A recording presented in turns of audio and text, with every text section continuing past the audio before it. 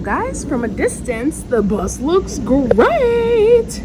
As you can see, I had a little fun with the spray paint, definitely got on the windows. Ooh, I like how the sun's hitting it, it looks so pretty. My whole body is so sore because my arms are constantly being stretched to reach things. It's looking good though. I'm glad that I got the second coat done. Ooh, this morning dew looking delicious on my face. So, just to update you guys, I already did the second coat. I don't know if I said that already, but everything's good now. We are done applying paint to the main surfaces of the bus. All right, for this little project, I'm going to be using the, I guess, Parts AM lighting and accessories light right here. I got it from Amazon for like 10 bucks. So these are the lights that I used. Obviously they're not in there anymore, but this is just the actual brand that I used. Then what you're going to need are some wire cutters and wire crimpers as well to go ahead and crimp the actual butt splice on the wires. Then you're going to need some silicone stuff. Oh gosh, I'm just using the tub and tile that I've been using on the holes throughout the bus. Then you're going to need an impact driver or a drill, just something with a regular screw head bit. What I've been using for screws are these lath screws, and yeah, it worked pretty well. They go through metal easily, so that's why I wanted to go ahead and use these. So I'm gonna grab 2, and then you'll also need some heat shrink butt splicers, which are way over there. They don't need to be heat shrink, but that's the ones I have, so I'm gonna go grab those. Okay, now that I have all of my parts ready to go, I'm gonna go ahead and move my ladder onto the other side and DIY this for you.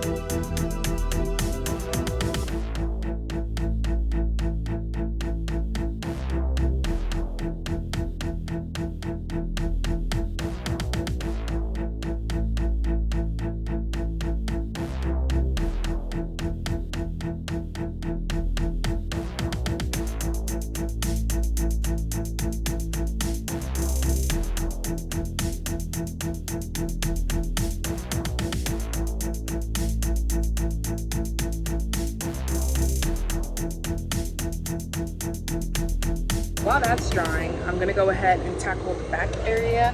So under here, I really couldn't paint because these things were in the way. So what I did was painted down here, let it dry. Now I'm gonna move these here and then paint underneath. That's the goal. Since all of here is dry and done, I'm also going to screw this back in as well. And then I can screw everything back in. So my shower pan is 24 by 27, so I know it's gonna be 24 inches this way, but I wanna see how long my framing needs to be.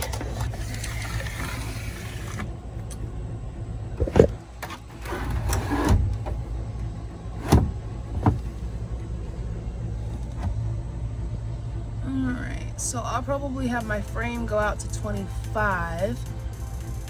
Maybe even 26, just because I know another piece will come along this way, so I want to be prepared.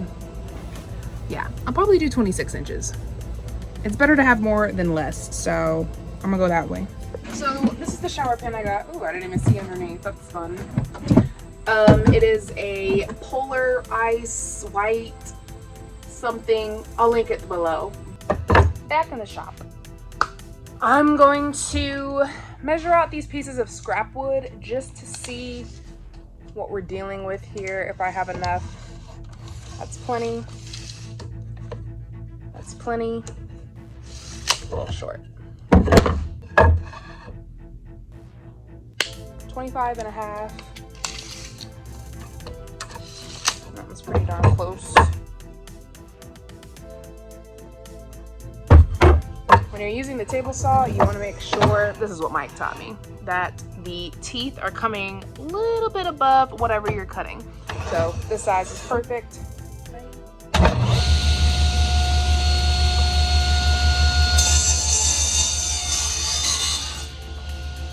So this piece is good, measures up perfectly with this. This is too short because I didn't account for the extra 2 inches I'm gonna need at the end. So I'm gonna remeasure and get the right size. Alrighty, now my pieces are lining up perfectly. So this is 25 and a quarter, I believe. It was some weird measurement, one of the in-between lines that I'm not sure what their names are, but this one was about 27 inches as well. And now they fit perfectly over here, and we'll go ahead and pocket hole the sides so that way they can link up together. Let's do it. Good news, I found the drill. This already has my little drill bit in there for the jigsaw. I'm gonna make 2 holes on this 2x2 and get it connected to the other one. Let's just take a minute to appreciate this square that took me forever to make. So now I'm gonna go ahead and screw in all the sides and then place it where I want it over here. I might put some pocket holes in before I do all that to pocket hole it to the actual subfloor. And yeah, I think that's exactly what I'm gonna do. And I'll probably put them maybe where you see these little lines. Those are actually perfect marks for me. So I'm gonna put 3 on each side.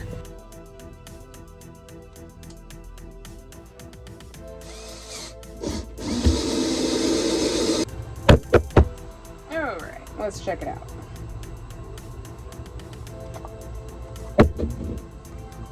Beautiful. That's all I wanted. Okay, so now that that one's done. Okay, my peeps, peep this. We have our box here ready to go. Like I said, I went ahead and made 3 pocket hole screws along each side of my 2x2. Then I have 2 going into each side, just on the outers. Parameter, I guess. And now that I have everything pocket holed, I can go ahead and screw it down and have an official framing for my shower pan, which is lit. So I guess I'm being a little too aggressive with the pocket hole pre-drill, so it definitely broke on both sides except for one. So I'm gonna go ahead and use the one and pray that's gonna be okay. Womp womp. I definitely did not get that right. I'm off by like the smallest amount, but I'm not gonna get upset about it. It's fine. What I'm gonna do is just unscrew this side, I guess. Good thing I didn't pocket hole it into the actual floor yet. This is why we always check before we do things like that. This back piece of wood, I'll keep that, drill it into the floor, and start framing upward because I really want to get this done today. So over here I had unscrewed the wall so I could get some wiring figured out, but I'm pretty sure I'm done with all of that. So I'm gonna go ahead and close this back up instead of having my stuff nearby. It's on the other side of this bus. It's a hard night life. Okay.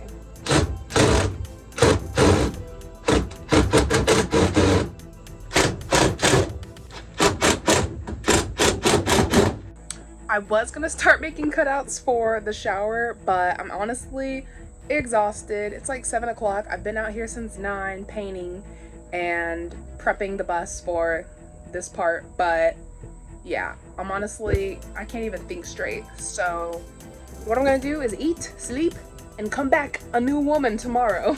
Good morning. Totally forgot to record. I'm really focused on getting this framed out shower done today, so let me show you what we've done so far. The shower pan itself goes up 4 inches, so instead of using the 2x2s, Mike was going to use 2x4s on the front and back, but then we thought let's just frame out the entire thing with 2x4s. So that's what we did. We cut everything to measure, then we made pocket holes and have 3-inch screws going down with a small amount of plywood underneath. We wrote our dimensions down in here, and we were thinking about making it inset into the floor, but then thought that would be too much. I really didn't want to do that, so we just made it on top. Then, as you can see, We didn't go along the wall all the way because this is not a straight wall at all. So we just left that open, and yeah, it looks pretty darn good. At this point, I can't screw further down into my pocket hole, so we need an extender bit, which Mike is looking for right now. That way it'll lay flush on the ground. As you can see, it's kind of levitating a little bit, so we'll fix that. Then we'll have everything straight and good to go. Then we can start building upwards, putting the wall in, and getting a shower. Okay, now I have my little extender bit here, and I'm gonna go ahead and continue screwing the rest of the framing to the floor.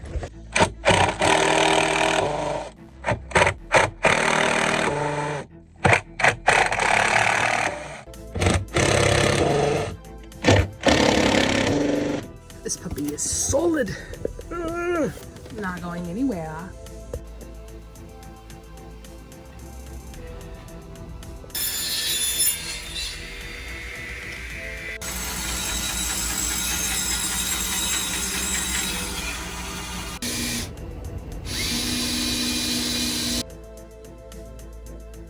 Cool beans.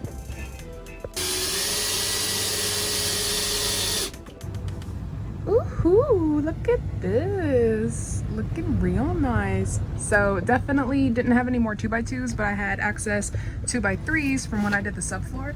So we went ahead and just used the last 2x2 for this side of the wall, screwed it into the bottom, the side paneling from the wall framing, and then used 2x2s for support, or not at the bottom, but right here and right here.